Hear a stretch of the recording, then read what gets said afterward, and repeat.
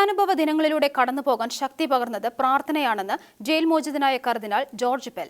ലൈംഗിക പീഡനാരോപണത്തിന്റെ പേരിൽ 400-ലേറെ ദിവസങ്ങൾ ജയിലിൽ കഴിഞ്ഞ ശേഷം കോടതി നിരപരാധിയെന്ന് വിധിച്ച ജോർജ് പെൽ ഇന്നലെയാണ് മോചിതനായത്.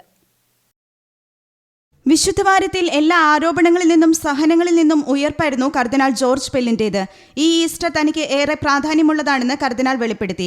ബാർവോണിലെ ജയിൽ മുറിയിൽ ഇരുന്നു കൊണ്ട് താൻ കണ്ട സ്വപ്നമായിരുന്നു ഈ മോചനമെന്ന് അദ്ദേഹം മാധ്യമങ്ങളോട് പറഞ്ഞു. വിശുദ്ധ ബലി അർപ്പിക്കാനാവാത്ത നീണ്ട കാലങ്ങൾക്ക് ശേഷം പുറത്തിറങ്ങുമ്പോൾ കൊതിയോടെ വിശുദ്ധ ബലി അർപ്പിക്കാനായിരുന്നു പെല്ലിന്റെ ആഗ്രഹം.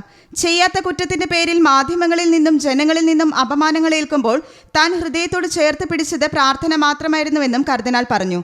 അത് നൽകിയ ശക്തിയിലൂന്നിയായിരുന്നു 14 മാസത്തെ ജയിൽ ജീവിതമെന്ന് കർദിനാൾ ജോർജ് പെൽ വെളിപ്പെടുത്തി. ഇന്നലെയാണ് 7 പേരടങ്ങുന്ന ഹൈക്കോടതി ഫുൾ ബെഞ്ച് ഏകകണ്ഠമായി കർദിനാൾ ജോർജ് പെൽ നിരപരാധിയെന്ന് വിധിച്ചത്. കത്തോലിക്ക സഭയുടെ നിർണായക സ്ഥാനത്ത് പ്രവർത്തിച്ചിരുന്ന കർദിനാൾ ജോർജ് പെല്ലിനെതിരെ 2017 പൊടുന്നനെ ആരോപണമുയർന്നത്. 21 വർഷം മുൻപ് ഓസ്ട്രേലിയയിലെ മെൽബൺ സെന്റ് പാട്രിക് കത്തീഡ്രലിൽ വെച്ച് 2 ആൺകുട്ടികളെ പീഡിപ്പിച്ചെന്നായിരുന്നു ആരോപണം. ആരോപണം തെറ്റാണെന്ന് അന്ന് തന്നെ ശക്തമായ വാദമുയർന്നിരുന്നു.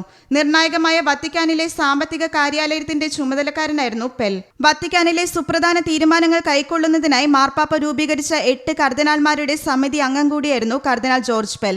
ആരോപണവും നിയമ നടപടികളും വന്നതോടെ കർദിനാൾ വത്തിക്കാനിൽ വാർത്താസമ്മേളനം വിളിച്ച് വ്യക്തമാക്കി, ഞാൻ നിരപരാധിയാണ്. കോടതി നടപടി നേരിടാൻ തയ്യാറായി ഓസ്ട്രേലിയയിലേക്ക് മടങ്ങുകയാണ്. ഉന്നത അധികാരങ്ങൾ വിട്ടൊഴിഞ്ഞ് നിശ്ചയദാർഢ്യത്തോടെ കോടതി നടപടികൾ നേരിട്ട കർദിനാൾ അതിലേറെ ആർജവത്തോടെയും ഊർജ്ജത്തോടെയുമാണ് നിരപരാധിയായി തിരിച്ചെത്തിയിരിക്കുന്നത്. News desk Shekinah news.